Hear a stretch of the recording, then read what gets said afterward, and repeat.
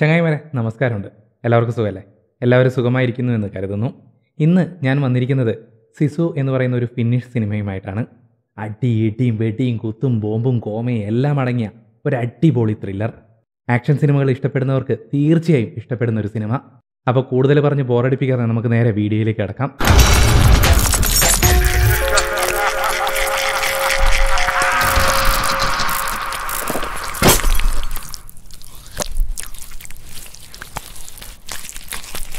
1944 കഥ നടക്കുന്നത്. രണ്ടാം ലോക മഹായുദ്ധം അവസാനിക്കാറായിരിക്കുന്നു. ഫിൻലാൻഡും മോസ്കോയും വെടിനിർത്തൽ കരാറിൽ ഒപ്പുവെച്ചു. പിൻവാങ്ങേണ്ടി വന്ന നാസിപ്പട കടന്നുപോയ വഴികളിലെ പാലങ്ങളും റോഡുകളും നാടും ഗ്രാമവും എല്ലാം നശിപ്പിച്ചു. ലാപ്ലാൻഡ് എന്ന വിജനമായ സ്ഥലത്ത് യുദ്ധം എന്നേക്കുമായി ഉപേക്ഷിച്ച ഒരു മനുഷ്യനുണ്ടായിരുന്നു എന്ന വോയിസ് ഓവറോടുകൂടിയാണ് സിനിമ ആരംഭിക്കുന്നത്.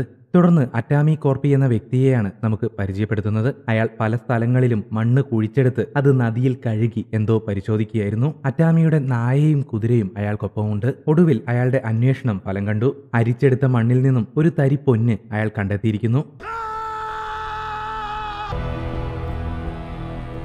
അങ്ങനെ അറ്റാമി ആ സ്ഥലത്ത് ക്യാമ്പ് ചെയ്യുകയും സ്വർണത്തിനായുള്ള അയാളുടെ ഏകാന്ത ഖനനം തുടരുകയും ചെയ്തു. തന്റെ കഷ്ടപ്പാടിന്റെ ഫലം സ്വന്തമാക്കാൻ മറ്റാരും വരുന്നില്ല എന്ന് അയാൾ ഇടയ്ക്കിടെ നോക്കി ഉറപ്പുവരുത്തുന്നുണ്ടായിരുന്നു. അങ്ങനെ നിരന്തരമായ ശ്രമങ്ങൾക്കൊടുവിൽ അറ്റാമി ആ നീതി കണ്ടെത്തുന്നു.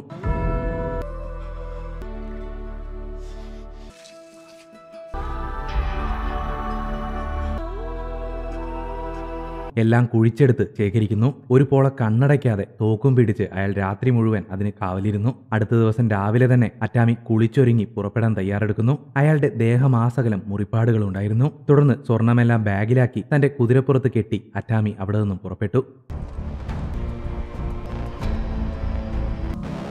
ഒരു പ്രദേശത്ത് തമ്പടിച്ചിരിക്കുന്ന നാസിപ്പടയെയാണ് പിന്നീട് കാണിക്കുന്നത്. അവർക്ക് മുന്നിലൂടെയാണ് അറ്റാമിയുടെയും യാത്ര. ആ ട്രക്കിനുള്ളിൽ ഒരു കാമപ്രാന്തൻ നാസി പടയാളി കുറച്ച് പെൺകുട്ടികളെ അവന്റെ കാമം തീർക്കുവാനായി ബന്ദിയാക്കി വെച്ചിരിക്കുകയാണ്. അറ്റാമിയെ കണ്ട് ആ കാമപ്പിശാച് പുറത്തേക്കിറങ്ങി ആർമി ടാങ്കറിന് മുകളിലിരിക്കുന്ന അവരുടെ കമാൻഡോയുടെ അടുത്തേക്ക് ചെന്ന് അറ്റാമിയെ തന്നെ വീക്ഷിക്കുന്നു. കമാൻഡോയും അറ്റാമിയെ തുറിച്ചു നോക്കുകയാണ്. പക്ഷെ അറ്റാമി പതറാതെ മുന്നോട്ടു പോയി. ഉടനെ ആ കാമൻ തോക്കെടുത്ത് അറ്റാമിയെ വെടിവെക്കാൻ മുതിർന്നപ്പോൾ വിട്ടേക്ക്, എന്തായാലും അവന്റെ പോക്ക് മരണത്തിലേക്ക് തന്നെയാണ് എന്ന് പറഞ്ഞ് കമാൻഡോ അവനെ തടയുന്നു. അറ്റാമി വീണ്ടും സഞ്ചാരം തുടർന്നു. വഴികളിൽ ആ നാസിപ്പട കൊന്ന് കെട്ടിത്തൂക്കിയ മനുഷ്യരുടെ ശവശരീരങ്ങൾ ഓരോ പോസ്റ്റുകളിലും തൂങ്ങിയാടുന്നത് കാണാമായിരുന്നു. കുറച്ചു ദൂരം സഞ്ചരിച്ചപ്പോഴേക്കും മറ്റൊരു സംഘം നാസിപ്പട അറ്റാമിയെ തടഞ്ഞ് കുതിരപ്പുറത്തു നിന്നും ഇറങ്ങാൻ ആജ്ഞാപിക്കുന്നു. താൻ എങ്ങോട്ടാണോ കിഴവായി പോകുന്നത്? അങ്ങോട്ട് പോയാലും ഒന്നും തന്നെ കാണാനില്ല, ഞങ്ങളെല്ലാം നശിപ്പിച്ചു കഴിഞ്ഞു. എന്താണോ തന്റെ ഈ ബാണ്ടക്കെട്ടിലുള്ളത് എന്നും പറഞ്ഞ് ആ പട്ടാളക്കാരൻ അത് പരിശോധിക്കുന്നു. അതോടെ അതിൽ സ്വർണമാണെന്ന് ആ പട്ടാളക്കാർക്ക് മനസ്സിലായി. പക്ഷെ അറ്റാമി അവന്റെ നായക്കുട്ടിയോട് ഓടിപ്പോവാൻ ആംഗ്യം കാണിക്കുന്നു.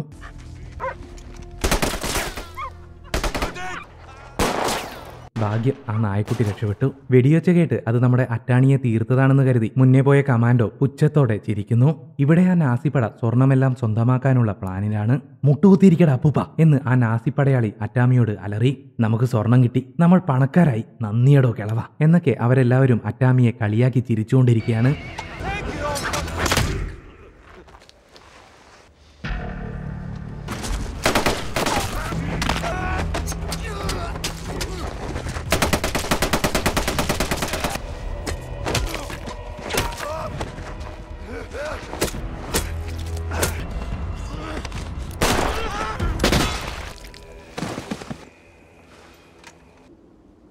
തുരുതുര വെടിവെച്ച് കേട്ട് സംശയം തോന്നിയ കമാൻഡോയും സംഘവും അങ്ങോട്ടേക്ക് എത്തിയപ്പോൾ അവിടെ ശവശരീരങ്ങൾ മാത്രമായിരുന്നു ബാക്കി. അവറ്റകളെയെല്ലാം വകവരുത്തി അറ്റാമി അവിടെ നിന്നും ബഹുദൂരം മുന്നോട്ട് പോയിരുന്നു. അവിടെ പരിശോധിച്ച കമാൻഡോയ്ക്ക് ഒരു പട്ടാളക്കാരന്റെ കയ്യിൽ നിന്നും ഒരു സ്വർണ്ണക്കട്ട കിട്ടി. ഒട്ടും സമയം കളയാതെ കമാൻഡോയും സംഘവും അറ്റാമിയെ പിന്തുടർന്നു പോകുന്നു.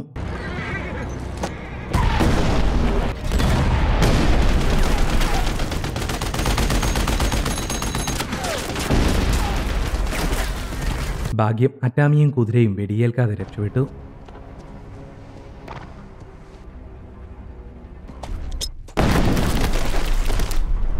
അതൊരു മൈൻഫീൽഡായിരുന്നു. പാവം കുതിര ചിന്നി ചിതറിപ്പോയി. വേദനയോടെ അതിന്റെ അവശിഷ്ടങ്ങളും കെട്ടിപ്പിടിച്ച് അറ്റാമി ഏറെ നേരം അവിടെ കിടന്നു.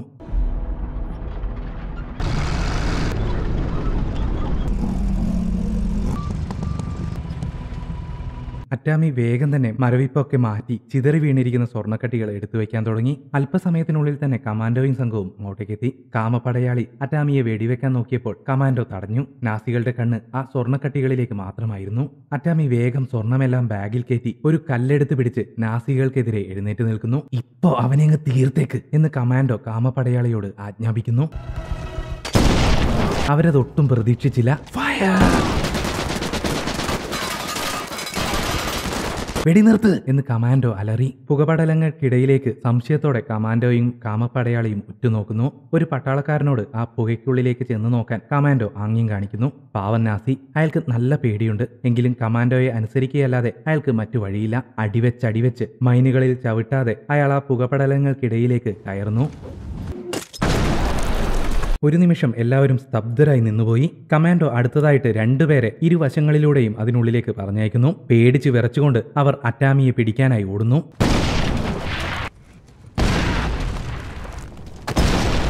അങ്ങനെ മൈനിൽ ചവിട്ടി അവരും പുകയായി. നിങ്ങൾ എത്ര മൈനുകളാണ് ഇവിടെ കുഴിച്ചിട്ടിരിക്കുന്നത് എന്ന് കമാൻഡോ ചോദിക്കുന്നു. ഉണ്ടായിരുന്നതെല്ലാം ഇവിടെ തന്നെയാണ് സർ എന്ന് നാസിക്കാമൻ മറുപടി പറയുന്നു. നമ്മുടെ ബന്ദികളായ പെൺകുട്ടികളെ രണ്ടുപേരെ കൂട്ടിയിട്ട് വാ, കൂടെ കുറച്ച് കയറും എടുത്തോ എന്ന് പറഞ്ഞ് കമാൻഡോ നാസിക്കാമനെ പറഞ്ഞുവിടുന്നു. പുള്ളിക്കാരൻ ചെന്ന് രണ്ട് പെൺകുട്ടികളോട് പുറത്തേക്ക് വരാൻ പറയുന്നു. അതിലൊരു പെണ്ണ് പേടിച്ച് വിറക്കുന്നത് കണ്ട് കൂടെയുണ്ടായിരുന്ന ഐനോ എന്ന പെൺകുട്ടി ഞാൻ വന്നോളാം എന്നും പറഞ്ഞ് അവന്റെ കൂടെ പോകുന്നു. ഇതേസമയം അവിടെ സെർച്ച് ചെയ്ത കമാൻഡോ ബ്രൂണോയ്ക്ക് ഒരു ID ബാഡ്ജ് കിട്ടുന്നു. അതോടെ തങ്ങളുടെ എതിരാളി വെറും സാധാരണക്കാരനല്ലെന്ന് ബ്രൂണോയ്ക്ക് മനസ്സിലാവുന്നു. ശേഷം ആ പെൺകുട്ടികളെ പരസ്പരം കയറുകൊണ്ട് ബന്ധിച്ച് മൈൻലാൻഡിലൂടെ മുൻപേ നടത്തിക്കുകയും നാസി വാഹനങ്ങൾ അവർക്ക് പിന്നാലെ വരികയും ചെയ്യുന്നു. മൈൻ പൊട്ടിയാലും ആ പെൺകുട്ടികൾ തീരും. നാസിപ്പട രക്ഷപ്പെടുകയും ചെയ്യും.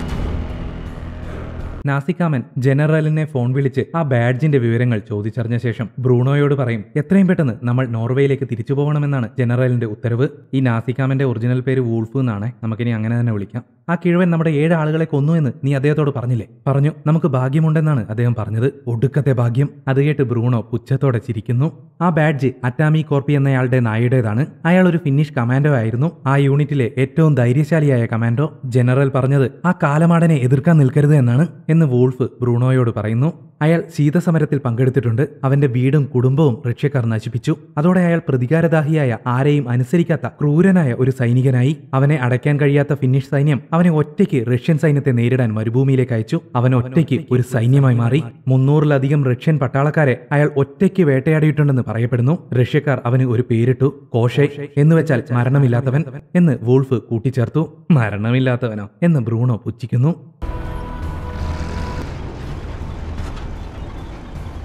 റോഡ് ക്ലിയർ ആണ് സാർ എന്ന് ഒരു പട്ടാളക്കാരൻ വന്ന് അവരോട് പറയുന്നു. ജനറലിന്റെ ഉത്തരവ് പ്രകാരം നമ്മൾ തിരിച്ചു പോവുകയാണ് എന്ന് വൂൾഫ് അവനോട് മറുപടി പറയും. ഇല്ല, നമ്മൾ പിന്തിരിഞ്ഞോടില്ല. നമ്മൾ യുദ്ധം തോൽക്കും. കുറച്ച് മാസങ്ങൾക്കുള്ളിൽ ഇതെല്ലാം അവസാനിക്കും. തിരിച്ചു ചെല്ലുമ്പോൾ ശത്രു സൈന്യം നമ്മെ തൂക്കിലേറ്റും. ഈ സ്വർണം അതിൽ നിന്നും നമ്മളെ രക്ഷിക്കും എന്ന് ബ്രൂണോ ദൃഢനിശ്ചയത്തോടെ അവരോട് പറയുന്നു. മറുവശത്ത് അറ്റാമി നടന്ന് തളർന്ന് കത്തിക്കരിഞ്ഞ ഒരു വാഹനത്തിനടുത്തെത്തുന്നു. വെന്ത് മരിച്ച ഒരുവന്റെ ശരീരവും ആ വാഹനത്തിനുള്ളിൽ കാണാം. അറ്റാമി ആ വണ്ടിക്കടുത്തിരിക്കുന്നു. അയാളുടെ കൈകാലുകളിൽ മുറിവേറ്റിട്ടുണ്ടായിരുന്നു. കയ്യിലെ മുറിവിൽ അയാൾ എന്തോ പച്ചമരുന്ന് കുത്തി നിറച്ചു വയ്ക്കുന്നു. കാലിൽ തുളഞ്ഞു കയറിയ വെടിയുണ്ട അയാൾ വേദന സഹിച്ചു പിടിച്ച് കത്തികൊണ്ട് കുത്തി വലിച്ചു പുറത്തെടുക്കുന്നു. പാവം അറ്റാമി ക്ഷീണം കാരണം അവിടെ തളർന്നു കിടന്നുറങ്ങിപ്പോയി. അറ്റാമിയുടെ നായയും അപ്പോഴേക്കും എങ്ങു നിന്നോ വന്ന് അയാൾ എഴുന്നേൽക്കുന്നതും കാത്ത് അല്പം ദൂരെയായിരിക്കുന്നു. അല്പസമയത്തിനുള്ളിൽ കമാൻഡോയും സംഘവും അറ്റാമിയെ അന്വേഷിച്ചുകൊണ്ട് ആ വഴിയെ വരാൻ തുടങ്ങി. മണം പിടിക്കുന്നതിനായി നായകളും അവരുടെ കൂടെയുണ്ട്. ആ നായകളുടെ കുരകേട്ട് അറ്റോമി ഞെട്ടി എഴുന്നേൽക്കുന്നു. നാസിപ്പടയെ കണ്ട അവൻ വേഗം തന്നെ അവരുടെ കണ്ണിൽപ്പെടാതെ ഒളിച്ചിരിക്കുന്നു. എന്നിട്ട് ആ നാസികളുടെ കണ്ണ് വെട്ടിച്ച് അവരുടെ ട്രക്കിനടിയിലേക്ക് കയറി അതിൽ തൂങ്ങിപ്പിടിച്ച് കിടന്ന് അതിന്റെ പെട്രോൾ ടാങ്ക് കത്തി ഉപയോഗിച്ച് കുത്തി പൊട്ടിക്കുന്നു. പെട്രോൾ ലീക്കായതോടെ പിന്നാലെ വരുന്ന നായകൾക്ക് മണം പിടിക്കാൻ പറ്റാതെയായി. അതോടെ വണ്ടികളെല്ലാം അവിടെ നിന്നു. ട്രക്കിനടിയിൽ നിന്നും പുറത്തിറങ്ങിയ അറ്റാമി നാസിപ്പട കാണാതെ അവിടെ നിന്നും ഓടിയകലാൻ ശ്രമിച്ചപ്പോൾ നായകൾ അവനെ കണ്ട് കുരയ്ക്കാൻ തുടങ്ങി. നായകളെ അഴിച്ചുവിടാൻ ബ്രൂണോ അവർക്ക് നിർദ്ദേശം നൽകി.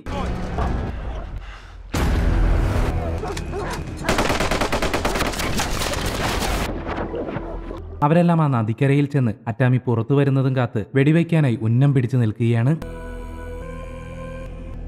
ശ്വാസം പിടിച്ച് ഏറെ നേരം നിന്നതിന് ശേഷം ശ്വാസം കഴിക്കുന്നതിനായി അറ്റാമി ഉയർന്നു വരുന്നു.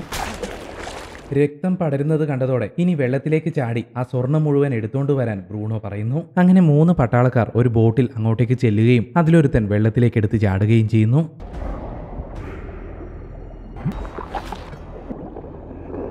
അങ്ങനെ അവനും അറ്റാമിയുടെ കത്തിക്കിരയായി. ഉടനെ അവന്റെ പിന്നാലെ ചെല്ല് എന്ന് ബ്രൂണോ ബാക്കിയുള്ള രണ്ടുപേരോടും പറയുന്നു. അവരാകെ പേടിച്ച് വിറച്ചിരിക്കുകയാണ്. ബ്രൂണോ അതിലൊരുത്തനെ ചൂണ്ടി നീ ചാട് എന്ന് ആംഗ്യം കാണിക്കുന്നു. വേറെ വഴിയില്ലാതെ അവൻ വെള്ളത്തിലേക്ക് ചാടി. അവന്റെ വിധിയും മറ്റൊന്നായിരുന്നില്ല.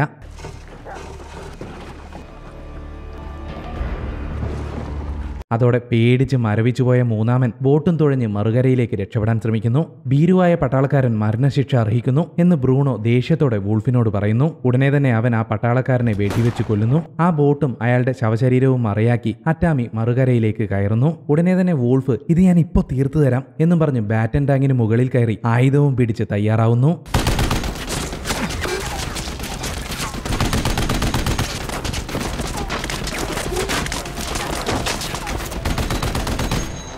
ഭാഗ്യത്തിന് അറ്റാമി ചെറിയ പരിക്കുകളോടെ കാര്യമായി വെടിയേൽക്കാതെ രക്ഷപ്പെടുന്നു. നിരാശയോടെ നദിക്കരയിൽ നിൽക്കുകയായിരുന്ന ബ്രൂണോയുടെയും സംഘത്തിന്റെയും മുന്നിലേക്ക് അറ്റാമിയെ പിന്തുടർന്നു വന്ന അവന്റെ നായക്കുട്ടി എത്തിപ്പെടുന്നു. മറുകരയിലേക്ക് നോക്കി കുരച്ചുകൊണ്ടിരുന്ന അതിനെ ബ്രൂണോ തലോടി കൂടെ കൂട്ടുന്നു. എത്രയും വേഗം ഒരു ബോട്ട് സംഘടിപ്പിക്കാൻ അവൻ മറ്റുള്ളവരോട് പറയുന്നു.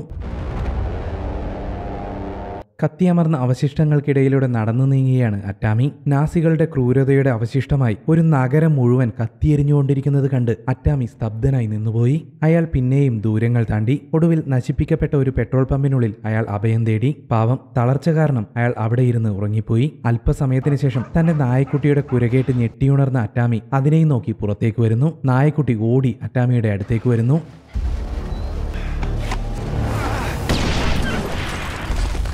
ബോധം വന്നപ്പോൾ അറ്റാമി ബ്രൂണോയുടെയും അവന്റെ കൂട്ടാളികളുടെയും പിടിയിലായിരുന്നു. ബ്രൂണോയുടെ നിർദ്ദേശപ്രകാരം വൂൾഫ് അറ്റാമിയുടെ കഴുത്തിൽ കയറിട്ട് മുറുക്കി അടുത്തുള്ള തൂണിലേക്ക് കഴിവേറ്റുന്നു.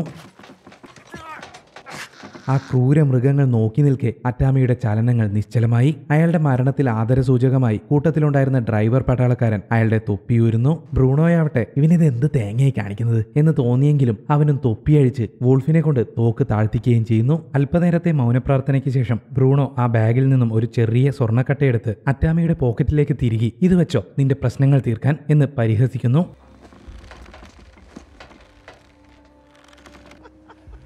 ആ ഊരി വെച്ച തൊപ്പിയെടുത്ത് തിരിച്ചു വെക്കടോ എന്ന് ഡ്രൈവറോട് പറഞ്ഞ് ബ്രൂണോ അവിടെ നിന്നും പുറപ്പെടുന്നു. അറ്റാമി മരിച്ചിട്ടുണ്ടായിരുന്നില്ല. ആ കയറിൽ കഷ്ടപ്പെട്ട് തൂങ്ങിയാടി അവൻ ആ പോസ്റ്റിലുണ്ടായിരുന്ന ഒരു കമ്പിയിലേക്ക് അവന്റെ തുടയിൽ വെടിയുണ്ട തുളച്ചു കയറിയ ഓട്ട കയറ്റി കഴുത്തൊരൽപ്പം ലൂസാക്കി തൂങ്ങി നിൽക്കുന്നു. അടുത്ത ദിവസം രാവിലെ വരെ അയാൾ അങ്ങനെ തന്നെ കിടന്നു. ചോര വാർന്നൊഴുകിക്കൊണ്ടിരിക്കുകയാണ്. തളർന്നു കിടക്കുന്ന അറ്റാമിക്ക് കാവലായി അവന്റെ പട്ടിക്കുട്ടി താഴെ തന്നെ ഉണ്ടായിരുന്നു. പൊടുന്നനെ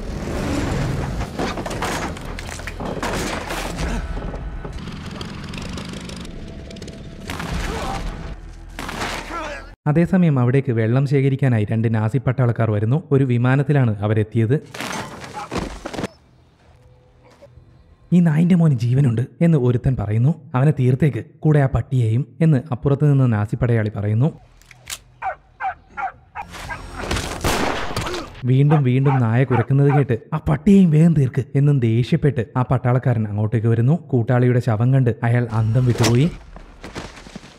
അയാളെയും അടിച്ചിട്ട് അറ്റാമി ബ്രൂണോ ഭിക്ഷയായി ഇട്ടിട്ട് പോയ സ്വർണ്ണക്കട്ടയും പിടിച്ച് ദേഷ്യത്തോടെ നിരാശയോടെ അവിടെയിരുന്നു. നിരാശാബോധത്തോടെ അയാൾ ആ സ്വർണം അവിടെ കുഴിച്ചിടുന്നു. ശേഷം പാതി ബോധമുണ്ടായിരുന്ന ആ പട്ടാളക്കാരനെയും അയാൾ വന്ന ആ വിമാനത്തെയും മാറി മാറി നോക്കി എന്തോ തീരുമാനിച്ചുറപ്പിച്ചതുപോലെ കുഴിച്ചിട്ട സ്വർണം അയാൾ മാന്തിയെടുക്കുന്നു. ശേഷം ആ പട്ടാളക്കാരനെ ബന്ദിയാക്കി അറ്റാമി തന്റെ മുറിവുകൾക്ക് ചികിത്സ നൽകുന്നു.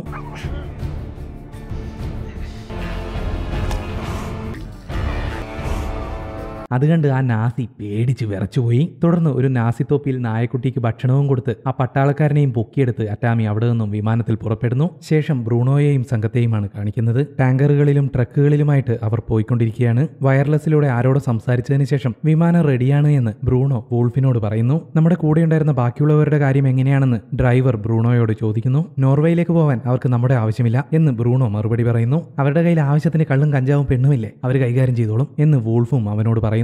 പെട്ടെന്ന് റോഡിലെന്തോ തടസ്സം മൂലം അവരുടെ വാഹനവ്യൂഹം അവിടെ നിൽക്കുന്നു. സംഗതി എന്താണെന്നറിയാൻ ബ്രൂണോയും വൂൾഫും ആ ഡ്രൈവറും കൂടി ടാങ്കറിൽ നിന്നും പുറത്തേക്കിറങ്ങുന്നു. കാര്യം മറ്റൊന്നുമായിരുന്നില്ല. ഒരു വിമാനം അവരുടെ വഴിമുടക്കി റോഡിൽ കിടക്കുകയാണ്. ഒരൽപ്പം സംശയത്തോടെയും ഭയത്തോടെയും വൂൾഫും ഡ്രൈവറും കൂടി ആ വിമാനത്തിന്റെ പൈലറ്റ് ഹെഡ് തുറന്നു നോക്കുന്നു. പൈലറ്റിനെ ഹാങ് ചെയ്തതാണ് എന്ന് വൂൾഫ് ബ്രൂണോയോട് പറയുന്നു. അതിനുപയോഗിച്ച കയറ് കണ്ട് വൂൾഫ് ഞെട്ടിപ്പോയി. ആ കയർ എന്റേതാണ്, നമ്മൾ അറ്റാമിക് കോർപ്പിയെ തൂക്കിക്കൊല്ലാൻ ഉപയോഗിച്ചത് ഇതേ കയറാണ് എന്നവൻ വിറച്ചുകൊണ്ട് ബ്രൂണോയോട് പറയുന്നു. ബ്രൂണോ നടുങ്ങി വിറച്ചുപോയി. നമുക്ക് എത്രയും പെട്ടെന്ന് ഇവിടെ നിന്നും പോവാം, വാ, സമയം കളയരുത് എന്ന് ബ്രൂണോ എല്ലാവരോടും അലറി അവിടെ നിന്നും വേഗത്തിൽ പുറപ്പെടുന്നു. പേടിച്ച് വിറച്ചുകൊണ്ട് ആ പട്ടാളക്കാരൻ അയാൾ തിരികെ വന്നിരിക്കുന്നു എന്ന് കൂടെയുള്ളവനോട് പറയുന്നു. അവനിപ്പോ ചത്ത് മലച്ച് തൂങ്ങിക്കിടപ്പുണ്ടാവും എന്ന് മറ്റേ പട്ടാളക്കാരൻ പരിഹാസത്തോടെ പറയുന്നു. ഇതൊക്കെ കേട്ടുകൊണ്ടിരിക്കുകയായിരുന്ന ഐനോ അവരെ നോക്കി കളിയാക്കി ചിരിക്കാൻ തുടങ്ങി. എന്താണ് ഇവിടെ ഇത്ര കോമഡി, ഇത്രമാത്രം ചിരിക്കാൻ എന്തായിരിക്കുന്നത് എന്ന് പട്ടാളക്കാരൻ അവളോട് ദേഷ്യപ്പെടുന്നു. നീയൊക്കെ എന്താണ് വിചാരിക്കുന്നത്? നൂറുകണക്കിന് റഷ്യക്കാരെ കൊണ്ട് സാധിക്കാത്തത് നീയൊക്കെ അങ്ങ് ചെയ്തു തീർത്തു എന്നാണോ? ഞങ്ങൾക്ക് കഥയെല്ലാം അറിയാം. അയാൾക്ക് സ്വന്തമായതെല്ലാം തട്ടിയെടുക്കാൻ നിങ്ങൾ ശ്രമിച്ചാൽ അയാൾ വെറുതെ വിടുമെന്നാണോ നിങ്ങൾ കരുതിയത്? അയാൾ പിന്തിരിയില്ല, വീണ്ടും വീണ്ടും വന്നുകൊണ്ടേയിരിക്കും എന്ന് ഐനോ അവരോട് പറയുന്നു. അയാൾക്ക് മരണമില്ല എന്നുള്ള കഥ നീയും വിശ്വസിക്കുന്നുണ്ടോ എന്ന് പട്ടാളക്കാരൻ അവളോട് ചോദിക്കുന്നു. ഇല്ല, അയാൾ മരിക്കാൻ തയ്യാറാവുന്നില്ല, അതാണ് സത്യം എന്നായിരുന്നു ഐനോയുടെ മറുപടി. ഇവിടെ ആരാണ് ശക്തൻ എന്നുള്ളതല്ല കാര്യം, ആര് പിന്തിരിഞ്ഞോടില്ല എന്നുള്ളതാണ്. അയാൾ പിന്തിരിയില്ല ഒരിക്കലും. നീയൊക്കെ എന്തൊക്കെ ചെയ്താലും ശ്രമിച്ചാലും ശരി, അയാളെ ഒരു ചുക്കും ചെയ്യാനാവില്ല. ഇനി ആ തമാശ എന്താണെന്ന് വെച്ചാൽ നീയും നിന്റെ ഈ കൂട്ടാളിയും നിന്റെയൊക്കെ കൂട്ടത്തിലുള്ള സകല എണ്ണവും ഓൾറെഡി മരിച്ചു കഴിഞ്ഞു എന്ന് ദൃഢനിശ്ചയത്തോടെ ഐനോ അവരോട് പറയുന്നു.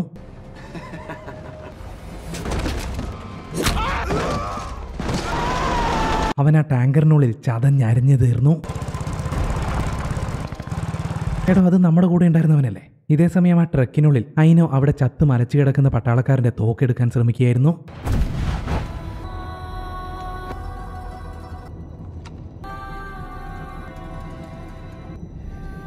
അറ്റാമി ആ തോക്ക് ഐനോയുടെ കൈകളിലേക്ക് തന്നെ നൽകുന്നു.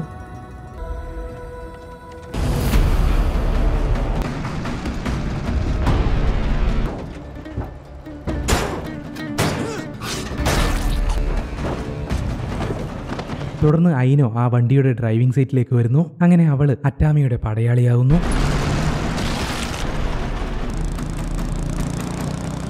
എടോ, അത് നമ്മുടെ കൂടെ ഉണ്ടായിരുന്നവനല്ലേ? ഇവർക്കിങ്ങനെ ഓരോരുത്തരെ കാണുമ്പോഴും സംശയം തോന്നുന്നുണ്ട്. പക്ഷെ അതിനെക്കൊണ്ടൊരു കാര്യമില്ല. എന്തായാലും വണ്ടി പെട്ടെന്ന് ബ്രേക്ക് ചെയ്യൂട്ടാൻ അറ്റാമി ഐനോയോട് ആംഗ്യം കാണിക്കുന്നു.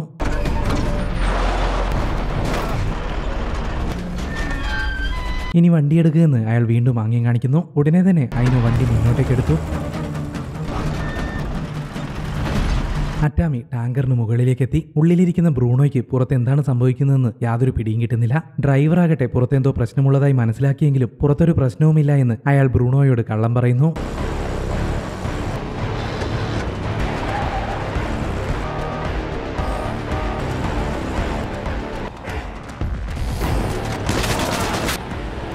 അറ്റാമിയുടെ പെൺപുലികൾ ആ നാസികളെ കൊന്നു തള്ളി. ഇത് കണ്ട ഡ്രൈവർ ബ്രൂണോയോടും വോൾഫിനോടും സർ, അവരെല്ലാവരും മരിച്ചു എന്നറിയിച്ചപ്പോ നമ്മൾ എത്താറായി, വേഗം പോ എന്ന് പേടി പുറത്തു കാണിക്കാതെ ബ്രൂണോ അവനോട് മറുപടി പറയുന്നു.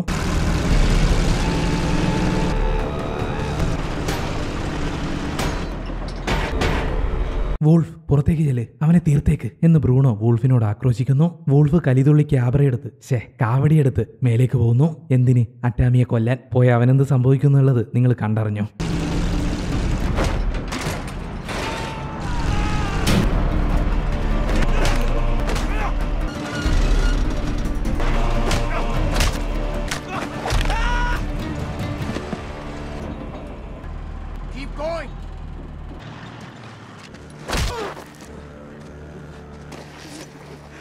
തന്റെ ജീവൻ ബാക്കി വെക്കാൻ വോൾഫ് അറ്റാമിയോട് കെഞ്ചി പറയുന്നു. അപ്പോഴതാ ആ സ്കൂട്ടറിൽ വന്നുകൊണ്ടിരുന്ന രണ്ടുപേര് അങ്ങോട്ടേക്ക് വരുന്നു. അറ്റാമിയെ കൊന്ന് അവർ തന്നെ രക്ഷിക്കുമെന്ന ഒരു പ്രതീക്ഷ നമ്മുടെ വോൾഫിനുണ്ടാവുന്നു.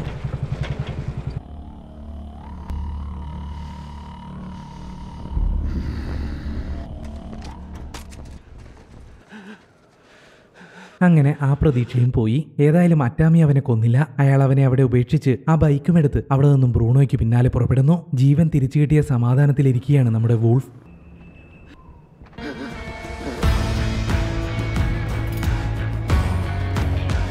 വോൾഫിന്റെ അലർജിയോടെ ആ സീൻ കട്ട് ചെയ്യുന്നു. ഇതേസമയം മറുവശത്ത് ബ്രൂണോയും ഡ്രൈവറും അവർക്ക് രക്ഷപ്പെടാനുള്ള വിമാനത്തിന്റെ അടുത്തെത്തിയിരുന്നു. ജനറലും അവരെ കാത്ത് അവിടെ നിൽപ്പുണ്ടായിരുന്നു. അങ്ങനെ ഡ്രൈവറെയും വകവരുത്തി അവർ രണ്ടുപേരും വിമാനത്തിൽ കയറി അവിടെ നിന്നും രക്ഷപ്പെടാനൊരുങ്ങുന്നു.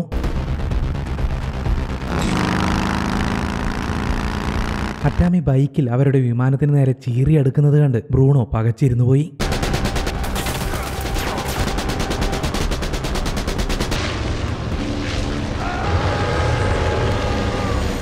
ആ വിമാനം പറന്നുയർന്നു. നിങ്ങളവനെ കാണുന്നുണ്ടോ എന്ന് ബ്രൂണോ ഓഫീസറോട് ചോദിക്കുന്നു. അയാൾ താഴേക്ക് നോക്കിയപ്പോൾ അറ്റാമിയുടെ വണ്ടി താഴേക്കൂടെ പോകുന്നുണ്ട്. അവൻ താഴെ തന്നെയാണ് ഉള്ളത് എന്ന് ഓഫീസർ മറുപടി പറയുന്നു. അറ്റാമിയുടെ കയ്യിൽ നിന്നും രക്ഷപ്പെട്ടതോർത്ത് ബ്രൂണോ സമാധാനിക്കുന്നു. ആ ബൈക്കിൽ ആരും തന്നെ ഉണ്ടായിരുന്നില്ല. ബ്രൂണോയുടെ മരണം ഇപ്പോഴും അയാൾക്കൊപ്പം തന്നെയാണുള്ളത്. അയാൾ അങ്ങനെ ആ വിമാനത്തിൽ തൂങ്ങിയാടി നിൽക്കുകയാണ്. ബ്രൂണോയുടെ കൂടെയുള്ള ഓഫീസർക്ക് നേരത്തെ അറ്റാമിയുടെ ചറപറ വെടിയിൽ ഏതോ ഒന്ന് കൊണ്ടിട്ടുണ്ടായിരുന്നു. അയാൾ ക്ഷീണിതനാണ്. എനിക്ക് പറ്റിയ മുറിവ് ഗുരുതരമാണ് എന്ന് ഓഫീസർ ബ്രൂണോയോട് പറഞ്ഞപ്പോൾ, താൻ ചത്തൊന്നുമില്ലല്ലോടോ, മര്യാദക്ക് വിമാനം പറത്ത് എന്ന് ബ്രൂണോ അയാളോട് ദേഷ്യപ്പെടുന്നു. ആ ശബ്ദം കേട്ടതോടെ ബ്രൂണോ പേടിച്ചുപോയി. ഇത് പഴയ വിമാനല്ലേ, അതിന്റെ ശബ്ദമായിരിക്കും എന്ന് ഓഫീസർ അവനെ സമാധാനിപ്പിക്കുന്നു. വിമാനത്തിൽ പിടികിട്ടിയോ എവിടെയോ തൂങ്ങിയാടി അയാൾ മുകളിലേക്ക് കയറാൻ ശ്രമിക്കുന്നു. കയ്യിലുണ്ടായിരുന്ന പിക്കാസ് വെച്ച് അയാൾ ആ വിമാനത്തിന്റെ ഭാഗങ്ങൾ വെട്ടിപ്പൊളിക്കാൻ തുടങ്ങി. കയ്യിൽ കിട്ടിയൊരു AK-47 എടുത്ത് ബ്രൂണോ പിന്നിലേക്ക് പോകുന്നു. പിന്നീട് അങ്ങോട്ടേക്ക് അടിയല്ലേ, നല്ല കിടിലൻ കിൻഡല് പോലത്തെ ഇടികൾ. ബ്രൂണോ വിചാരിച്ച പോലെയല്ല കേട്ടോ, നല്ല ശക്തനാണ്. അവൻ നമ്മുടെ അറ്റാമിയെ പല തവണ പല തരത്തില് അറഞ്ചം പുറഞ്ചം തല്ലി. ശാരീരികമായി ബ്രൂണോയെ തോൽപ്പിക്കാൻ പറ്റിയില്ലെങ്കിലും പരാജയം സമ്മതിക്കാൻ അയാളുടെ മനസ്സ് സമ്മതിച്ചില്ല. ഒരു ഫീനിക്സ് പക്ഷിയെ പോലെ അയാൾ വീണ്ടും വീണ്ടും ഉയർത്തെഴുന്നേറ്റുകൊണ്ടേയിരുന്നു. ബ്രൂണോയാവട്ടെ കയ്യിൽ കിട്ടിയതെല്ലാം വെച്ച് അയാളെ വീണ്ടും വീണ്ടും മർദ്ദിക്കുന്നു.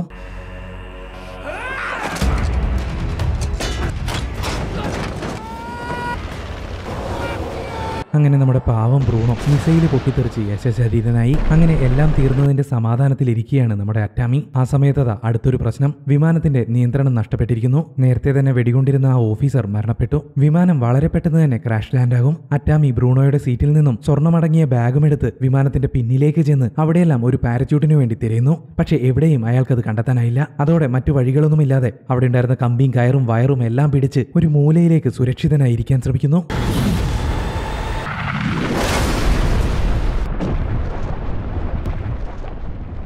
ഇതേസമയം മറ്റൊരു വശത്താവട്ടെ ഐനോയും മറ്റു പെൺകുട്ടികളും ചേർന്ന് നമ്മുടെ വോൾഫിനെ ഫിന്നിഷ് ആർമിക്ക് കൈമാറുന്നു. വിമാനം തകർന്നു വീണ ആ ചതുപ്പിൽ നിന്നും നമ്മുടെ അറ്റാമി കഷ്ടപ്പെട്ട് പുറത്തു കടക്കുന്നു.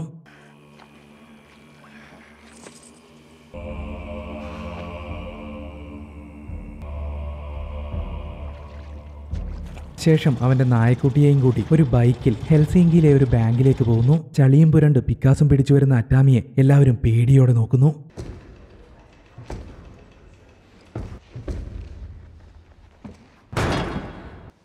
അറ്റാമി ആ സ്വർണം മുഴുവൻ ആ കാഷ്യർ പെണ്ണിന്റെ മുന്നിലേക്കിടുന്നു. ഇതുവരെ ഒരു വാക്കുപോലും മിണ്ടാത്ത അറ്റാമി അവസാനം ആ പെണ്ണിനോട് സംസാരിക്കുന്നു. പണമെടുക്ക്, എല്ലാം വലിയ നോട്ടുകൾ മാത്രം, അതാവുമ്പോൾ കൊണ്ടുപോകാൻ വലിയ ഭാരമുണ്ടാവില്ല.